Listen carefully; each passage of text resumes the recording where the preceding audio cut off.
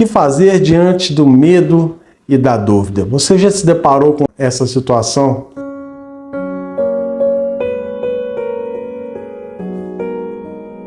Bom dia, meus irmãos, bom dia, minhas irmãs, graça e paz da parte do nosso Senhor e Salvador Jesus Cristo. Hoje, quinta-feira, estamos quase terminando nossa semana e eu gostaria de compartilhar um tema com vocês hoje. O que fazer diante do medo e da dúvida? Você já se deparou com essa situação de estar diante de uma situação inóspita, diante de uma situação inesperada e você não saber o que fazer, qual caminho, qual direção a tomar? Então, a Bíblia Sagrada nos conta a história de Josafá, segundo Crônicas, capítulo 20. Diante de uma grande multidão que iria invadir o seu reino, Josafá se coloca numa posição de dúvida, de incerteza. O que fazer? Como fazer? E de que forma fazer? Josafá nos ensina aqui 3 princípios muito importantes. O primeiro princípio é que mesmo diante dessas dificuldades, dessas incertezas, Josafá procurava Deus. Ele não procurava a Deus somente nos momentos de luta, de dificuldade, de incerteza. Ele tinha uma vida de oração, uma vida de comunhão, uma vida de relacionamento, de integridade diante do Senhor. E quando ele se depara com essa situação de dúvida, ele como rei, ele poderia tomar outras atitudes, mas a primeira atitude que Josafá toma é orar e buscar ao Senhor. A Bíblia diz que ele buscou e orou ao Senhor e apregoou o jejum em todo o Judá. Era um homem que ele não somente ele adorava, ele buscava a Deus, mas ele era o exemplo para os seus seguidores, os seus súditos, a maneira pela qual nós devemos nos colocar diante de Deus. Nós temos que ter essa responsabilidade, não apenas de mandarmos as pessoas fazerem, mas de caminharmos à frente como líderes para que as pessoas possam ver exemplo em nossa vida. A segunda coisa que Josafá nos mostra aqui de suma importância é que diante dessa crise que ele estava enfrentando e dessa dúvida, ele intensificou as orações. Ele orou mais. Ao invés dele desanimar, ele apregou o jejum em todo o Judá. Ele disse para o povo, nós estamos diante de uma grande dificuldade, nós estamos diante de uma grande luta, vamos orar todos juntos, vamos nos unir como povo de Deus e vamos orar.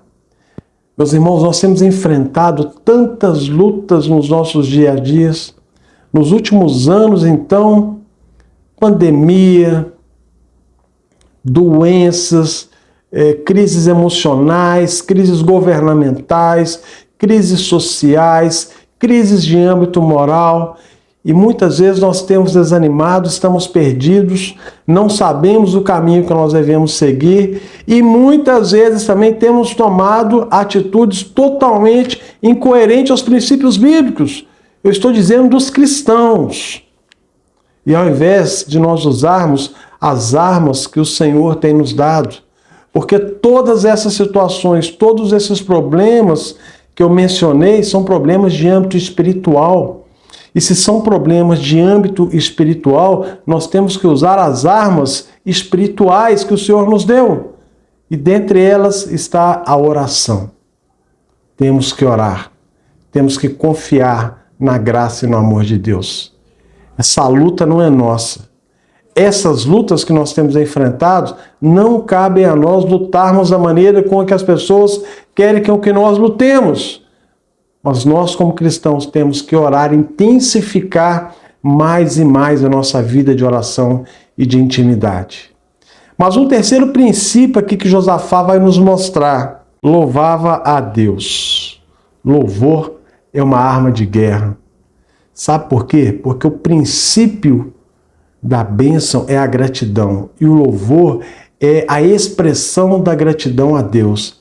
É o reconhecimento do amor e da graça de Deus. É você expressar aquilo que Deus é, da forma com que Ele é e como você tem desfrutado deste amor e dessa graça. É você expressar, verbalizar através das palavras, das suas ações, o teu amor e a tua gratidão por Deus.